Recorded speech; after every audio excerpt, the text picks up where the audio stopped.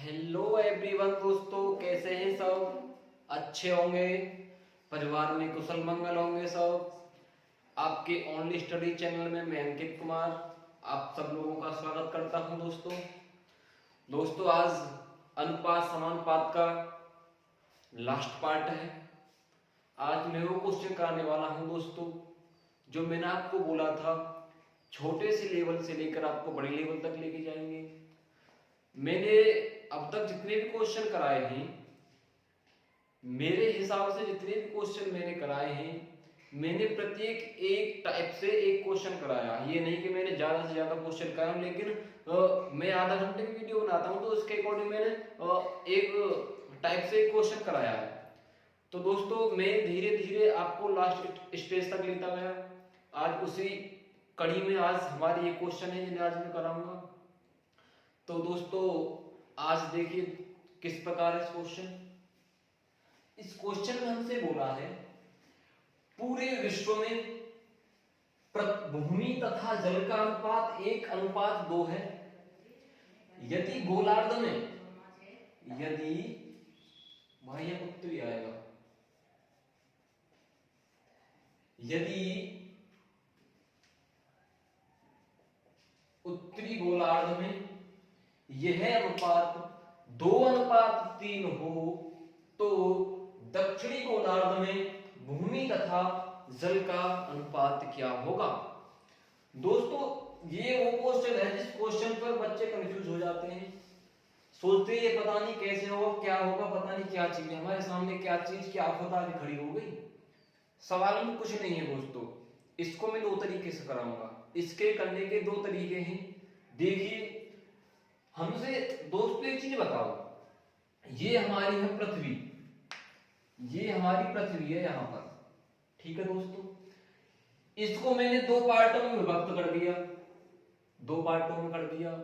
ये तो हो गया हमारा उत्तरी गोलार्ध, ये हो गया दक्षिणी गोलार्ध, ये हो गया दक्षिणी गोलार्ध। मैं ये बोलूं जो ये पूरी पृथ्वी है, जो पूरी पृथ्वी है, इस पूरी पृथ्वी का भाग मैंने मान लिया दो, पूरी पृथ्वी का भाग मैंने दो मान लिया।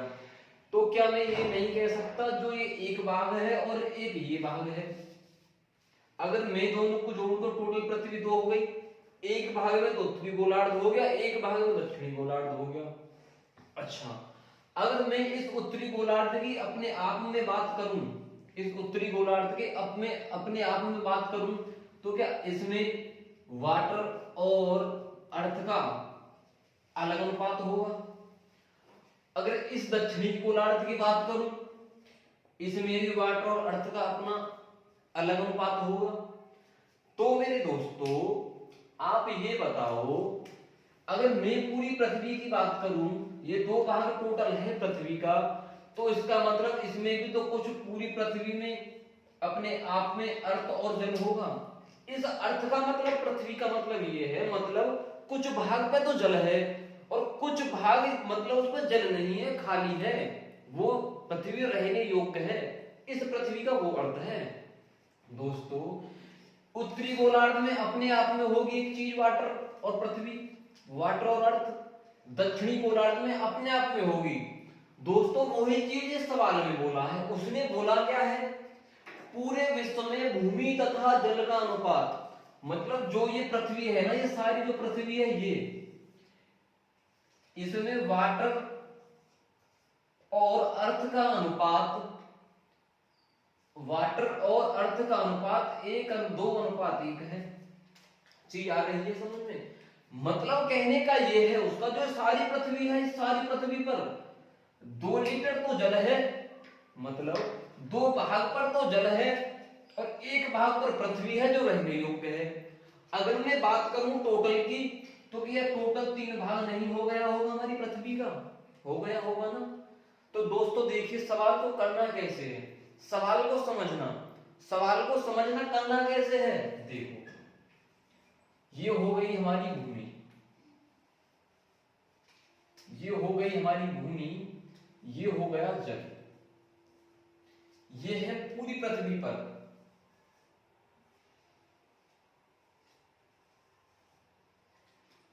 पूरी पृथ्वी पर कितना अनुपात दे रखा है हमको? 1:2 हमको दे रखा है, ये पूरी पृथ्वी पर दे रखा है। ठीक है दोस्तों, अगर बाद में उत्तरी गोलार्ध की करूं, उत्तरी गोलार्ध में कितना दे रखा है हमको? 2:3 ये दे रखा है हमको भैया उत्तरी गोलार्ध में। ठीक है मेरे प्यारे दोस्तों, तो देखिए दोस्तों, अगर मैं पूरी पृथ्वी की बात करूं यहां, तो क्या ये पूरा भाग 3 नहीं हो गया होगा? 3 नहीं हो गया होगा? ये इस चीज को थोड़ी देर के लिए भूल जाओ, इस चीज को भूल जाओ। ये हमारी पूरी पृथ्वी है, ये यहाँ पर इसका टोटल 3 भाग है। इसमें एक भाग पर पृथ्वी है और 2 भाग पर जल है। तो दोस्तों, तो मेरे दोस्तों, पूरा भाग 3 हो गया होगा। तो क्या मैं ये नहीं कह सकता, भैया, जब ये पूरा भाग 3 हो गया तो 1.5, तो इस 3 का आधा कितना हो गया? 1.5 हो गया ना, हो गया। तो क्या मैं ये नहीं कह सकता 1.5 भाग तो उत्तरी गोलार्ध में होगा और 1.5 भाग दक्षिणी गोलार्ध में होगा? चीज आ रही है समझ में दोस्तों? इस चीज में किसी को कोई डाउट हो तो पूछो। अरे कोई किसी को डाउट है?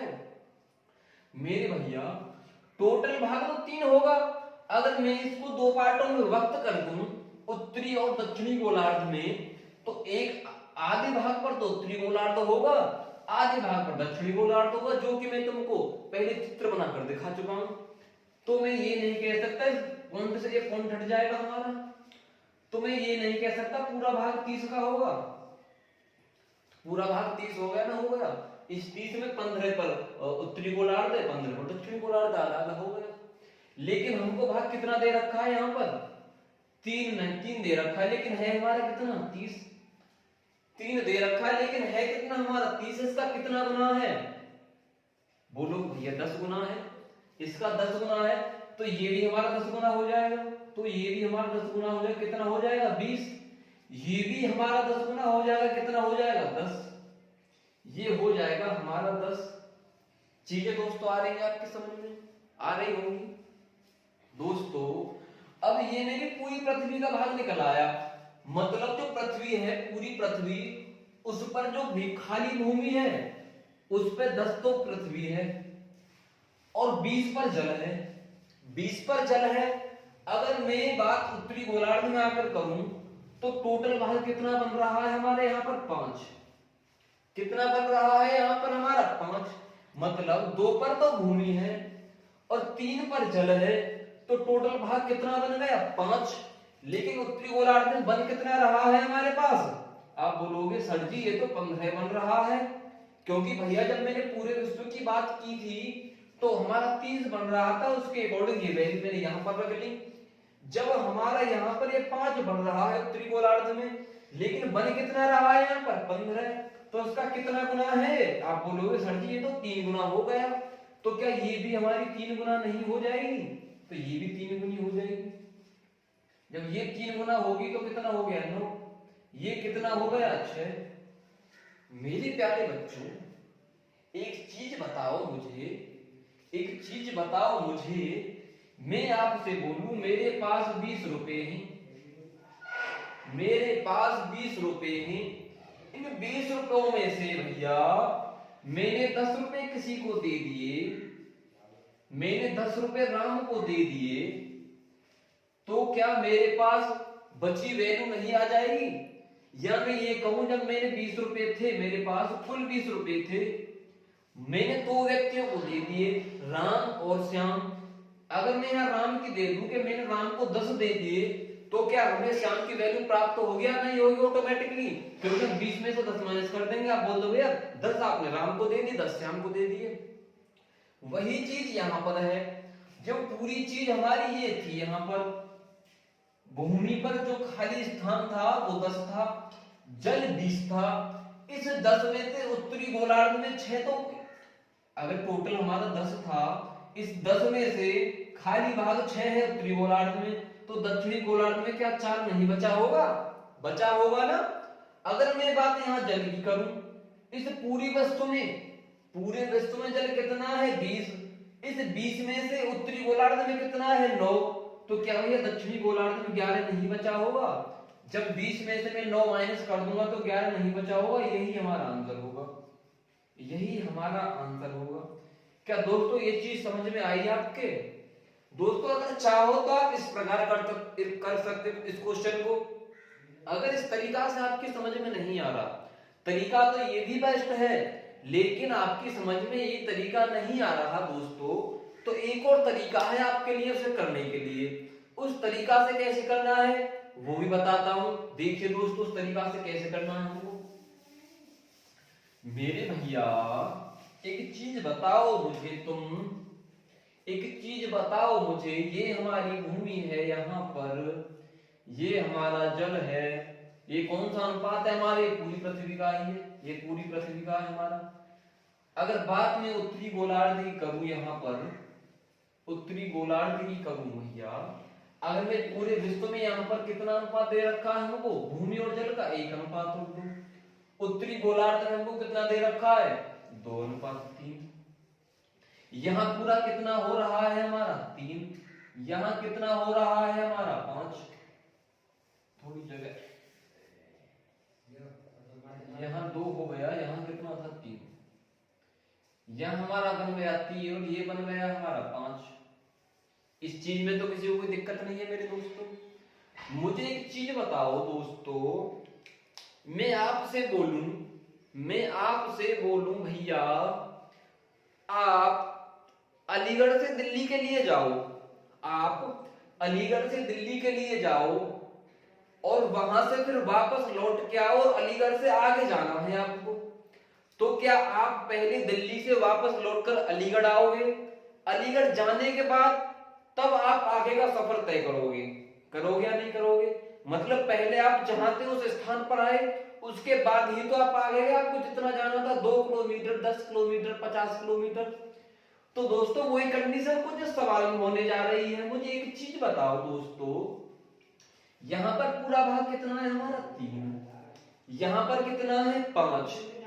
ये चीज मैंने आपको पहले बताई थी। जब ये हमारी पूरी पृथ्वी है तो ये आधा होना चाहिए, मतलब आधी पृथ्वी तो इधर होगी, दक्षिणी पूरी पृथ्वी 2 की थी, आधे पर दक्षिणी गोलार्ध है, आधे पर उत्तरी गोलार्ध है। यही तो था हमारा चीज। अगर मैं इस उत्तरी गोलार्ध की तुलना में इस पूरी पृथ्वी से करूं तो ये 2:1 ही तो हो रहा है हमारा, मतलब पूरी पृथ्वी 2 है, इस 2 में से 1 पर उत्तरी गोलार्ध है, इस 2 में से 1 पर उत्तरी गोलार्ध है। चीज आ रही है समझ में? तो आपके ये समझ में नहीं आ रहा होगा भैया, जो पृथ्वी है दुगनी है, इस उत्तरी गोलार्ध से भाग दुगना है उसका। और अगर मैं इसके अकॉर्डिंग विपरीत बात बोलूं आपसे, उत्तरी गोलार्ध पृथ्वी की आधी है या नहीं? अच्छा, अब ये तो हमारा पूरे विश्व की वैल्यू है 3 और ये हमारी उत्तरी गोलार्ध की वैल्यू है 5। तो मेरे प्यारे दोस्तों इसका मतलब यही तो हुआ, इस पृथ्वी तो दुगनी होनी चाहिए, उत्तरी गोलार्ध आधा होना चाहिए। ये चीज मैंने आपको बताई या ना बताई? जब हमारा पृथ्वी का पूरा भाग 2 है, आधे पर दक्षिणी गोलार्ध है, आधे पर उत्तरी गोलार्ध है, अगर मैं उत्तरी गोलार्ध या दक्षिणी गोलार्ध और पृथ्वी की तुलना करूं तो 2:1 ही तो होगा, मतलब पृथ्वी दुगनी होगी, उत्तरी गोलार्ध 1 होगा। वही कंडीशन यहां पर है। तो मेरे दोस्तों हमको इसको तो दोगुना करना पड़ेगा इस भाग को, और ये हमारा आधा होना चाहिए। तो क्या हमें पद प्राप्त होगा या नहीं होगा? तो देखिए, जब हम किसी चीज को दुगुना या तिगुना करते हैं तो सबसे पहले हमको बराबर करना पड़ेगा उन चीजों को। अगर मैं यहाँ 5 की मल्टीप्लाई कर दूं, यहाँ 3 की मल्टीप्लाई कर दूं, तो क्या सारी चीज हमारी बराबर हुई या ना हुई? ये भी 15 हो गए, ये भी 15 हो गया। उस अलीगढ़ और दिल्ली बात का आशय यही था, उस चीज का मतलब यही था। अलीगढ़ से दिल्ली जाना, दिल्ली से वापस अलीगढ़ आओगे और अलीगढ़ से फिर आगे जाओगे, तो अलीगढ़ तो आपको आना ही पड़ेगा पहले, तभी उसके बाद आगे का सफर तय करोगे तुम। तो इसीलिए हम बराबर में तो आ चुके हैं, लेकिन हमें तो इससे आगे भी जाना है, मतलब इसको तो हमें दोगुना ही करना है ना, क्योंकि ये तो पूरी विश्व का है और ये केवल उत्तरी गोलार्ध का है, उसका आधा है। अगर मैं यहाँ 1 की मल्टीप्लाई कर दूं, क्या हमें वो अनुपात प्राप्त हुआ या नहीं हुआ? हो गया ना दोस्तों। यहाँ हमने जब 10 की मल्टीप्लाई की है तो यहाँ भी 10 की मल्टीप्लाई कर देंगे, यहाँ भी 10 की मल्टीप्लाई कर देंगे तो ये हो जाएगा हमारा 20। जब यहाँ हमने 3 की मल्टीप्लाई की है तो यहाँ भी हम 3 की मल्टीप्लाई कर देंगे, ये हो जाएगा हमारा 6 और ये हो जाएगा हमारा 9। मेरी प्यारे दोस्तों, अब तुमसे वो कुछ भी पूछ ले, अगर आपसे पूछता उत्तरी गोलार्ध में पृथ्वी और जल का अनुपात क्या होगा तो आप बोल देते भैया 6:9 हो गया। लेकिन पूछा है तुमसे, उसने क्या दक्षिणी गोलार्ध में पूछा है, भैया पूरी पृथ्वी का तो यानी पूरे विश्व का तो ये रहा हमारे पास, उत्तरी गोलार्ध का ये प्राप्त हो गया, तो क्या आपने दक्षिणी गोलार्ध का प्राप्त नहीं कर सकता? इस 10 में से 6 जाएंगे तो 4, 20 में से 9 गए तो 11, यही हमारा आंसर हो जाएगा। मुझे दोस्तों उम्मीद है आपकी समझ में आया होगा। मैंने अपनी तरफ से मेरे प्यारे बच्चों कोई कमी नहीं छोड़ी, मैंने पूरी कोशिश की आपको समझाने के लिए। अगर इसके बावजूद भी कोई कमी या मिस्टेक रहती है मेरे समझाने में तो मुझे कमेंट बॉक्स में बताना, जिससे मैं आपकी समस्या को सॉल्व कर सकूं। दोस्तों चैनल को सब्सक्राइब करो, जल्दी से लाइक करो, जल्दी से लाइक। दोस्तों यही हमारा आंसर हो गया, यही हमारा आंसर है। तो दोस्तों चलते हैं एक और अगले सवाल की ओर। तो दोस्तों ये लीजिए, हमारा अगला सवाल इस प्रकार है। सवाल में दोस्तों इंपोर्टेंट सवाल है, इस पर स्टार लगा देना, इस पर स्टार लगा देना दोस्तों, वेरी वेरी इंपोर्टेंट सवाल है। सवाल में क्या बोला है? सवाल में बोला है भैया एक दिल एक दिल के टूटने पर भावनाओं का अनुपात। मुझे पता है आप खुश हो रहे होंगे, खुश हो रहे होंगे, मुझे पता है, मुझे जानता हूं। एक दिल के टूटने पर भावनाओं का अनुपात 1:2:3:4 है। दिल के टूटने पर भावना, दोस्तों इसको तो आप करोगे, मुझे पता है, अरे बड़े खिलाड़ी हो तो मैं जानता हूं। दिल की कीमत भावनाओं के वर्ग के अनुक्रमानुपाती है। जो दिल की कीमत है, दिल के टूटने पर 700 रुपए का नुकसान होता है। दोस्तों इसकी कीमत तो आप जानते होंगे कितने रुपए का नुकसान होता है, मुझे पता है। टूटने पर 700 रुपए का नुकसान होता है। तो दिल की मूल कीमत क्या थी? दिल की मूल कीमत क्या थी मेरे दोस्तों? मूल कीमत पूछ रहा है वो आपसे। मेरे दोस्तों एक चीज बताओ, सवाल को ध्यान से पढ़ो। एक दिल के टूटने पर भावनाओं का अनुपात दिल की कीमत भावनाओं के वर्ग के अनुक्रमानुपाती है। इस लाइन को पढ़ो, यहां से इस लाइन को, दिल की कीमत भावनाओं के वर्ग के अनुक्रमानुपाती है, जबकि भावनाओं का अनुपात हमको इतना दे रखा है। इसका कहने का मतलब ये है भैया, जो उसकी भावनाएं हैं, जिस अनुपात में उसकी भावनाएं मतलब दिल टूटेगा, और जो उसकी कीमत होगी उसके वर्ग के अनुक्रमानुपाती होगी, उसके वर्ग के बराबर उसके दिल की कीमत होगी। अगर मैं मूल्य की बात करूं, मतलब प्राइस, अनुक्रमानुपाती है। W मतलब वजन के, या मैं भावना लिख सकता हूं, यहाँ भावना लिख लो, कोई दिक्कत नहीं, भी लिख लो, लेकिन मैंने W छोड़ दिया यहाँ पर, ठीक है। इसका मतलब कहने का ये है, जो उसका प्राइस है ना, प्राइस जो मूल है उसकी वजन के मतलब भावनाओं के वर्ग के अनुक्रमानुपाती है। और जब हम इसको ऐसे करेंगे तो ये हो जाएगा हमारे इस प्रकार, ये हो गया हमारे इस प्रकार। मेरे दोस्तों एक तो ये सवाल है, इसमें एक सवाल आता है, उसमें बोलता है आपसे, क्या बोलता है, एक हीरा दे देगा आपको कि एक हीरे की कीमत का अनुपात इतना है, और उसके टूटने पर जो नुकसान होता है उसके वर्ग के अनुक्रमानुपाती, जो उसका वजन है, जो उसकी कीमत है उसके वजन के अनुक्रमानुपाती है। ठीक है दोस्तों, ये सवाल सेम उसी की तरह है, घबराना मत। ये भी सवाल एक हीरे वाला सवाल होता है, हीरे वाला भी सवाल इसकी तरह होता है कि उसको देखकर घबरा जाओ। ठीक है दोस्तों, तो ये चीज समझिए दोस्तों आपने, उसने बोला है भैया दिल की जो कीमत है उसकी भावनाओं के वर्ग के अनुक्रमानुपाती है, लेकिन भावनाओं के जो अनुपात कितना दे रखा है हमको, 1:2:3:4। अगर मैं यहां कीमत की बात करूं, वो वर्ग की बात कर रहा है हमसे, 4 और 3 7 और 2 9 और 1 10।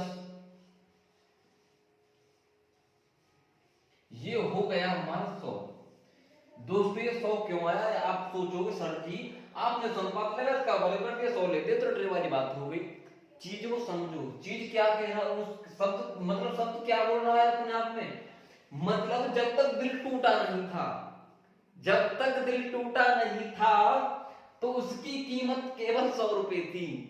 जब तक दिल नहीं टूटा था तो उसकी कीमत केवल 100 रुपए थी। लेकिन जब दिल टूट गया, लेकिन जब दिल टूट गया तो मेरे दोस्तों उसकी कीमत कितनी हो गई? तो उसकी कीमत मेरे दोस्तों कितनी हो गई? तो मेरे दोस्तों उसकी कीमत इस प्रकार हो गई। 1 का वर्ग किया 1, 2 का वर्ग किया 4, 3 का वर्ग किया 9, 4 का वर्ग किया 16। चीज आ रही है समझ में? क्यों उसने कह दिया ना, मैंने आपको लिखवाया था ना, ठीक है ना।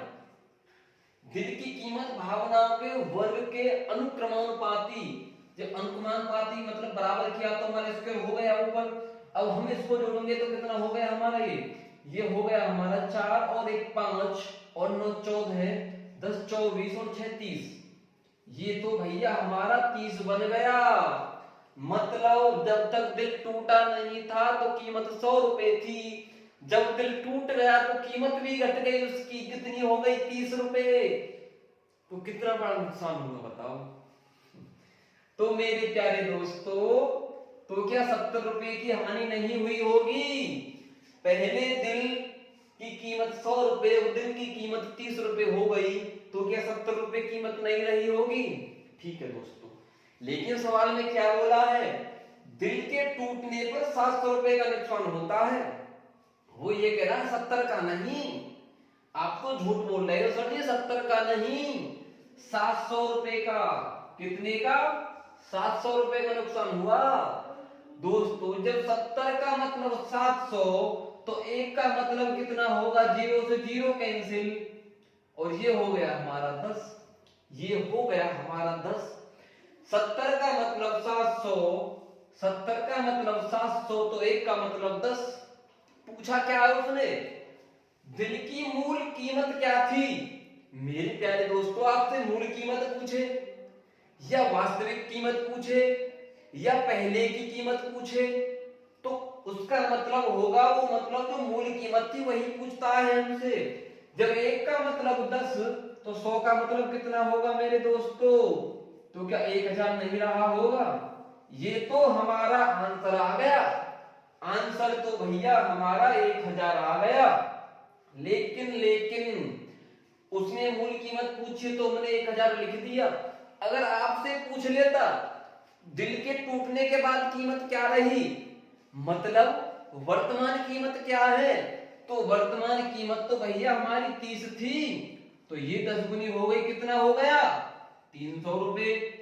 तो क्या दोस्तों देखो पहले 1000 थी अब 300 रुपए हो गई। क्या 700 रुपए का नुकसान हुआ हमको? ना हुआ। सवाल में तो 700 रुपए का नुकसान कह रहा था वो हमसे। तो मेरे प्यारे दोस्तों ये सवाल आपके बिल्कुल समझ में आया होगा, मुझे उम्मीद है।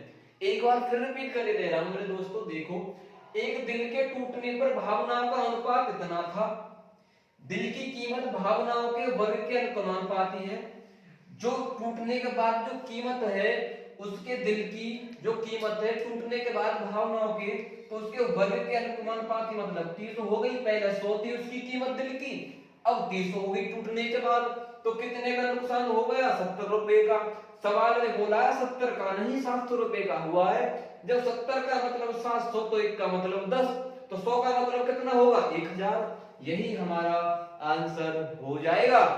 तो दोस्तों चलते हैं एक और अगले सवाल की ओर। तो दोस्तों ये सवाल है हमारा अगला इस प्रकार। सवाल में क्या बोला है, क्वेश्चन क्या कह रहा है? दोस्तों ये सवाल वो है जिसमें 60% बच्चे इसको देखकर घबरा जाते हैं, वो इसको कर नहीं पाते, जबकि इस चीज का काम वो डेली करते हैं। दुकान वाले जाते हैं पास, हमारे पास तो इतने रुपए हैं, हमें इतने सामान दे दो, इतने पैसे हमारे पास बच गए, कि इतना हो, ये हो गया 1 रुपए के सिक्के इतने, तो कितने रुपए हो गए, आपको 500 के नोट दे दिए जाते हैं कि 10,000 रुपए हैं, तो आप जब उनको गिनते हो काउंटिंग करते हो तभी तो पता पड़ता है हमारे पास इतने नोट होने चाहिए, तभी हमारे पास इतने पैसे मिले। लेकिन फिर भी इसमें वो गड़बड़ कर जाते हैं, वो नहीं कर पाते इस सवाल को सोल्व। तो देखिए दोस्तों करना क्या है इस सवाल में, एक थैली में 1 रुपए 50 पैसे 25 पैसे के सिक्कों का अनुपात है 5:6:8 है। यदि इस थैले में कुल 210 रुपए हो तो प्रत्येक प्रकार के सिक्कों का अनुपात क्या होगा। तो देखो मेरे बच्चों, 1 रुपए 50 पैसे 25 पैसे सिक्कों का अनुपात दे रखा है, उसमें ध्यान रखना, सवाल को पढ़ के करना, सवाल को एक एक स्टेप पढ़ के करना। ये तो हो गए हमारे सिक्के, मतलब 1 रुपए के 50 पैसे 25 पैसे कुछ सिक्के, वो क्या दे रखा है उसने 5, 6, 8। मतलब भैया उस सवाल ने सिक्का क्या दे दिया हमको। मैं आपसे बोलूं भैया, मेरे पास 50-50 पैसे के 10 सिक्के हैं, मेरे पास 50-50 पैसे के 10 सिक्के हैं, तो कुल धन कितना हो गया मेरे पास, कुल धन कितना हो गया मेरे पास। तो दोस्तों आप बोलोगे सर जी जब 1 रुपए में 50 पैसे के, जब 1 रुपए में 50 पैसे के 2 सिक्के बनते हैं, 2 सिक्के बनते हैं, लेकिन आप बोल रहे हो कि तुम्हारे पास 50-50 पैसे के 10 सिक्के हैं, तुम्हारे पास 50-50 पैसे के 10 सिक्के हैं, तो आपके पास तो सर जी 5 रुपए हो गए, आपके पास तो 5 रुपए हो गए। अगर मैं बोलूं भैया मेरी जेब में 25-25 पैसे के 4 सिक्के हैं, तो मेरे पास कितना धन हो गया। मैं बोलूं भैया मेरे पास 25-25 पैसे के 4 सिक्के हैं, 4 सिक्के हैं 25-25 पैसे, सॉरी 4 सिक्के हैं मेरे पास 25-25 पैसे के। 1 रुपए में कितने सिक्के होते हैं, 1 रुपए में 25 पैसे के 4 सिक्के होते हैं या ना होते, 25 चौके 100।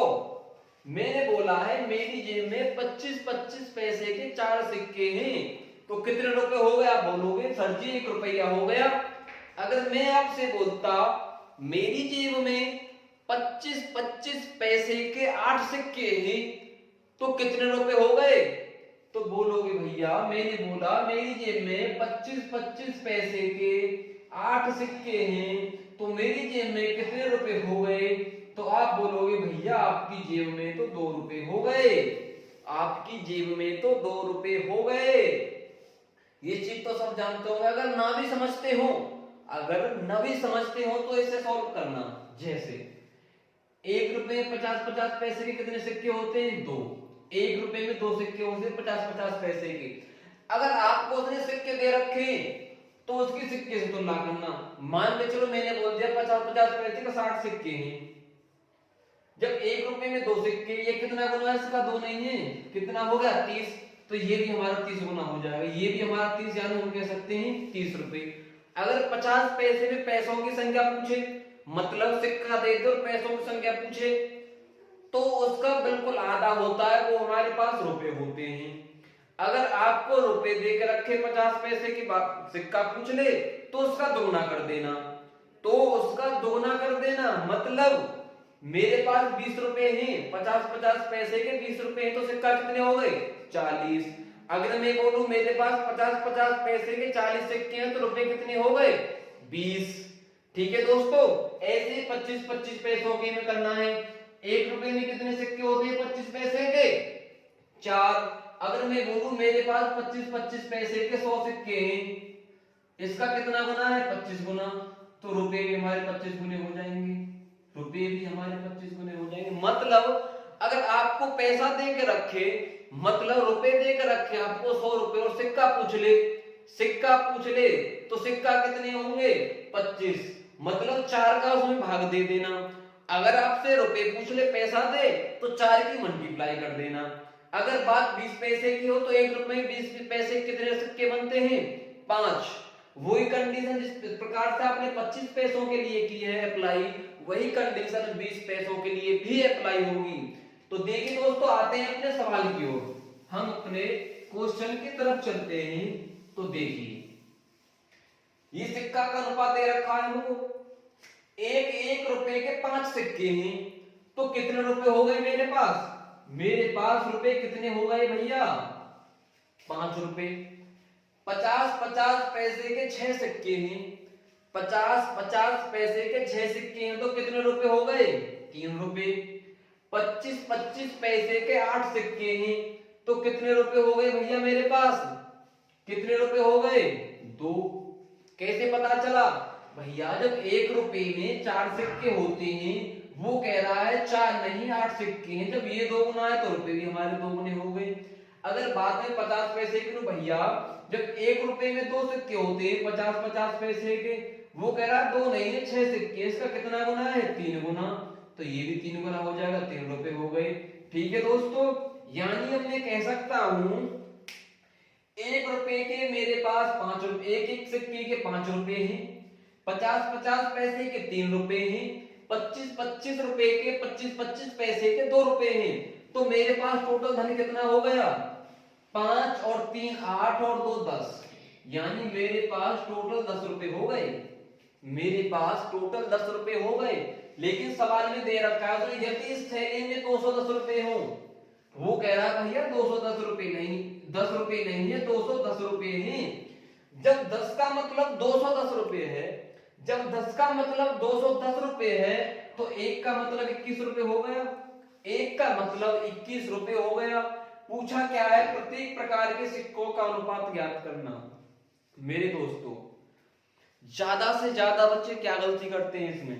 गलती ये करते हैं, जैसे हमारी मतलब जो ये एक वैल्यू प्राप्त हुई है, हमें कहां से प्राप्त हुई है? ये वैल्यू हमें रुपयों से तो प्राप्त हुई है। जब 10 का मतलब 210, तो 1 का मतलब 21, इस 21 की मल्टीप्लाई सिक्का पूछते हैं तो सीधी 5 में कर देते हैं, 6 में कर देते हैं, 8 में कर देते हैं। लेकिन ऐसी गलती मत करना, क्योंकि एक सवाल आपको ऐसा भी मिलेगा जहां आपसे सिक्का ही पूछेगा, लेकिन आप फिर भी इसकी मल्टीप्लाई इसमें करोगे और आप उस सवाल को गलत कर दोगे, उस सवाल को आप गलत कर दोगे। मेरे कहने का अर्थ यह है, अगर आपकी वैल्यू रुपयों की आई है, अगर आपकी वैल्यू यहां से निकल के रुपयों की आई है, तो इसकी तुलना आप रुपयों से ही करना। अगर हमारी वैल्यू सिक्कों से निकल के आती तो हम तुलना सिक्कों से कर सकते थे, लेकिन वैल्यू ये रुपयों की है तो रुपयों से ही करेंगे, सिक्कों से मत करना। तो देखो दोस्तों, जब 10 का मतलब 210, तो 1 का मतलब 21, तो 5 का मतलब कितना होगा भैया? 105। और भैया इस 3 का मतलब कितना होगा? 63। इस 2 का मतलब कितना होगा? इस 2 का मतलब हो गया 62। यानी जो हमारी रियल वैल्यू है वो तो 105 रुपए है, एक रुपए के 105 रुपए हैं, 50 पैसे के 63 रुपए हैं, 25 पैसे के 62 रुपए हैं। अब इन रुपयों से हमको बनाने हैं पैसे, क्या सॉरी, इन रुपयों से बनाने हैं हमको सिक्के। क्या बनाना है? सिक्के। मैं आपसे पूछूं, जब एक रुपए के 105 रुपए हैं मेरे पास, तो सिक्के कितने होंगे? तो 105 ही तो होंगे भैया। 1 रुपए में तो एक ही सिक्का बनता है, एक का। अच्छा, अगर मैं आपसे बोलूं भैया 50 पैसे के मेरे पास 63 रुपए हैं, 50 पैसे के मेरे पास 63 रुपए हैं, तो सिक्कों की संख्या कितनी होगी? सिक्कों की संख्या कितनी होगी? मैंने क्या बोला था? 1 रुपए में 2 सिक्के होते हैं, 1 रुपए में 2 सिक्के होते हैं, तो 63 रुपए में कितने सिक्के होंगे? हमारे पास 1 रुपया, वो बोला भाई 1 रुपए नहीं 63 रुपए हैं। कितना गुना है इसका? 63। तो ये भी हमारा 63 गुना हो जाएगा, तो ये भी हमारा 63 गुना हो जाएगा। कितना हो जाएगा? 2 3 6 और 2 6 12, यानी 126 सिक्के हैं, एक 50 पैसे के। चीज आ रही है समझ में? अगर आपसे पूछूं 25 पैसे के मेरे पास 62 रुपए हैं, भैया 25-25 पैसे के मेरे पास 62 रुपए हैं, तो मेरे पास सिक्कों की संख्या क्या होगी भाई दोस्तों? सॉरी, ये 42 होगा, यहाँ पर 62 नहीं 42 होगा, 21 दूनी 42।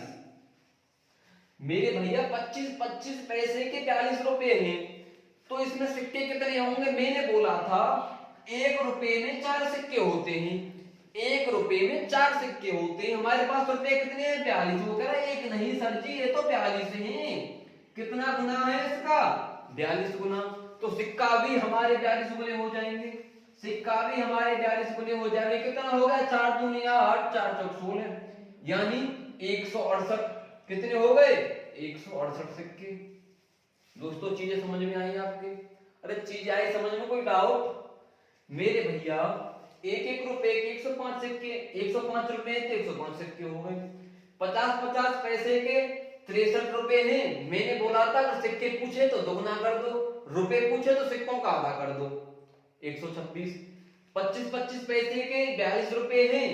मैंने बोला था अगर आपसे रुपए पूछे तो 4 का भाग दे दो, अगर पैसे पूछे तो 4 की मल्टीप्लाई कर दो। वो चीज हमने की, 168 रुपए। यानी मैं कह सकता हूं इन सिक्कों का अनुपात 105 अनुपात 126 अनुपात 168। यही हमारा आंसर होगा। दोस्तों अगर कोई डाउट हो तो कमेंट बॉक्स में जरूर बताना मुझे। दोस्तों चलते हैं ऐसे ही एक और अगले सवाल की ओर। मेरे प्यारे बहनों और भाइयों, इस सवाल में क्या पूछा है देखो, ध्यान से पढ़ना। पहले तो हमको क्या दे रखा था? पहले हमको दे रखा था उसने सिक्के, सॉरी हमको सिक्कों का अनुपात दे रखा था, नहीं उसमें दे रखा था मतलब रुपए धन दे रखा था, हमको सिक्के पूछे थे। इसमें हमको सिक्के दे रखे हैं और धन हमसे पूछ रहा है, यानी 50 पैसे के सिक्कों की संख्या क्या है। ठीक है दोस्तों, कैसे करना है देखो। 1 रुपए 50 पैसे तथा 25 पैसे के 378 सिक्के हैं। अब की बार हमको सिक्कों का योग दे दिया है, पहले हमको रुपयों का योग दे रखा था। ध्यान देना सवाल पर। 378 सिक्कों के मूल्य का अनुपात 13:11:17 है। इनमें 50 पैसे के सिक्कों की संख्या क्या होगी? मेरे दोस्तों यहां से समझ में नहीं आता बच्चों के कि सिक्कों के मूल्य का अनुपात 13:11:17, पता नहीं ये पैसों का अनुपात दे दिया हमें या फिर सिक्कों का अनुपात दे दिया, समझ में नहीं आ रहा। ये तो समझ में कहां से आएगा दोस्तों? यहां से इस चीज को पढ़ लेना। अगर यहां पर आपको रुपयों का अनुपात दे रखा है, यानी कुल रुपए दे रखे हैं आपको, तो समझ जाना आपको ये सिक्कों का अनुपात दे रखा होगा। अगर आपको यहां सिक्कों का अनुपात दे रखा है तो समझ जाना ये उस मूल्य का अनुपात दे रखा होगा। और फिर क्वेश्चन के ऊपर डिपेंड करता है क्वेश्चन क्या कहता है। ठीक है दोस्तों, यहां है 1 रुपए 50 पैसे 25 पैसे के सिक्के हैं। सिक्के के मूल्यों का अनुपात जो ये हम अनुपात दे रखा है हमको, ये धन का अनुपात दे रखा है। धन का बोले तो मतलब 1-1 रुपए, मतलब 1-1 रुपए के 13 रुपए हैं। 50-50 पैसे के 11 सिक्के हैं। 25-25 पैसे के, सॉरी 1-1 रुपए के 13 रुपए हैं। 50-50 पैसे के 11 रुपए हैं और 25-25 पैसे के दोस्तों 17 रुपए हैं। पहले सवाल में क्या दे रखा था? पहले वाले में से जो पहले कराया है, 1-1 रुपए के इतने सिक्के हैं, 50-50 पैसे के इतने सिक्के हैं, 25 पैसे के इतने सिक्के हैं। सिक्के दे रखे थे हमको, उनके रुपए बनाए थे। अब हमको रुपए दे रखे हैं और सिक्के बनाने हैं। तो देखिए दोस्तों 1-1 रुपए के 13 रुपए हैं। मेरे जब मैं बोलूं 1-1 रुपए के 13 रुपए होंगे तो सिक्के कितने होंगे? सीधी सी बात है 13 रुपए होंगे। 13 हमने लिख दिया। अगर मैं बोलूं 50-50 पैसे के 11 रुपए हैं, मैं बोलूं इस चीज से हटके 50-50 पैसे के 2 रुपए हैं, तो कितने सिक्के हो गए? 4। अगर 50-50 पैसे के 3 रुपए होंगे तो कितने सिक्के हो गए? 6। 50-50 पैसे के यदि 8 रुपए हैं तो कितने सिक्के हो गए? 16। तो वही चीज तो इस प्रकार है। मैंने क्या बोला था? पैसे पूछे, अगर पैसे पूछे तो 2 से मल्टीप्लाई, रुपए पूछे तो 2 से गुना कर देना है, 2 से भाग दे देना है। देखो 50-50 पैसे के 11 रुपए हैं, तो सिक्के कितने हो गए? सिक्के तो सर जी 22 हो गए। 25-25 पैसे के लिए क्या बोला था? यदि आपसे रुपए पूछे तो 4 से भाग दे देना, पैसे पूछे तो 4 से मल्टीप्लाई कर देना। ऐसा क्या क्यों होगा? वो भी चीज मैंने सिद्ध करके दिखाई, क्योंकि 1 रुपए में 25-25 पैसे के 4 सिक्के होते हैं, ऐसा इसलिए होगा। 25-25 पैसे का 70 रुपए, तो पैसे कितने हो गए? पैसे तो सर जी 68 हो गए। 70 तो 68। अच्छा, अब मैं कह सकता हूं 1-1 रुपए के 13 सिक्के हैं, 50-50 पैसे के 22 सिक्के हैं, 25-25 पैसे के 68 सिक्के हैं। तो टोटल सिक्के कितने हो गए हमारे? टोटल सिक्के गिने तो हम 8 और 2 10 3 13, 1 6 और 2 8 और 1 9 110 सिक्के तो भैया हमारे 103 हो गए। सिक्के तो 103 हो गए। 8 और 2 10 3 13 हासिल 1 6 और 2 8 और 1 9 और 1 10। सवाल ने बोला है सिक्के 103 नहीं 378 हैं। कितने हैं? 103 नहीं, कितने हैं भैया? 378 हैं। इसका कितना गुना है? इसका कितना गुना है हमसे पूछा क्या है दोस्तों? ये यहाँ पर क्वेश्चन गलत है। ये यहाँ पर ये 17 नहीं, ये 7 है। यहाँ पर ये 7 कर लो। ये 17 नहीं 7 है। जब 25-25 पैसे के भैया 7 रुपए, तो सिक्के कितने हो गए? 28। कितने हो गए? 28। ये सारा गलत होगा, यहाँ पर सारा गलत होगा। तो देखिए दोस्तों, 8 और 2 10 3 13 हासिल 1 2 और 2 4 और 1 5 कितना हो गया? 63। सिक्के तो हमारे 63 हो गए। सवाल बोला 63 नहीं सर जी, आप 378 हैं। 63 नहीं 378 है। जब हम 78 जब 1 की वैल्यू निकालेंगे यहाँ पर तो 63 हो जाएगा। पूछे किसके सिक्के हैं? 50 पैसे के, तो मल्टीप्लाई 22 हो गई हमारी। अब काट पीट करेंगे इसमें तो ये हो जाएगा हमारा, कितना होगा? 63 5 ये 15 5 30 और 1 31। चलो मल्टीप्लाई चलो करके देखते हैं। ये हो गया हमारा 63 पंजे करेंगे तो 5 या 15 1 5 30 और 1 31। 8 में से 5 गए तो 3, 8 में से 5 गए तो 3, 7 में से 1 गया तो 6, यानी 51 बार। यानी ये इससे विभाजित हो गया 51 बार विभाजित। 51 की गुणा अगर 22 में करें हम, 51 की गुणा 22 में करें तो कितना हो गया हमारा? 2 1 2 2 पंजे 10 2 1 2 और 2 पंजे 10 कितना होगा? 2 2 1 1। यानी ये तो सर जी 1122 सिक्के हो गए। ये तो 1122 सिक्के हो गए। क्यों हो गए 1122? भैया जब 63 का मतलब 378 है और 1 का मतलब 51 है, 63 का मतलब 378 है, 1 का मतलब 51 है, तो 22 का मतलब कितना होगा? 1122 होगा। यही हमारा आंसर होगा। अगर आपसे 1 रुपए के से कौन सी जगह पूछ ले तो क्या करते? तो ये भी हमारे 51 गुना हो जाता। अगर आपसे इसका पूछ लेता तो भैया ये भी 51 गुना हो जाता। ठीक है दोस्तों, तो दोस्तों ये आज हमारे अनुपात समानुपात की लास्ट वीडियो थी। मुझे उम्मीद है, मुझे आशा है आप सब लोगों के अच्छे से समझ में आया होगा। अगर कोई डाउट हो तो मुझे कमेंट बॉक्स में जरूर बताना। इससे अगला जो चैप्टर रहेगा मेरे दोस्तों, वो रहेगा हमारा एज, मतलब आयु का। इससे अगला चैप्टर हमारा एज का रहेगा। उसको भी हम छोटे से चलते चलते अपनी मंजिल तक, लास्ट तक पहुंचेंगे। छोटी सी चीज से लेकर बड़ी चीज तक। एक्स से भी बताऊंगा और ऑप्शन उठा के भी करवाऊंगा। और मैंने आपको बोल ही दिया है, मैं एक ट्रिक के बेस पर सारे चैप्टर को फिनिश करा दूंगा। तो दोस्तों आपसे मिलते हैं कल अगले वीडियो के साथ। जय हिंद, जय भारत।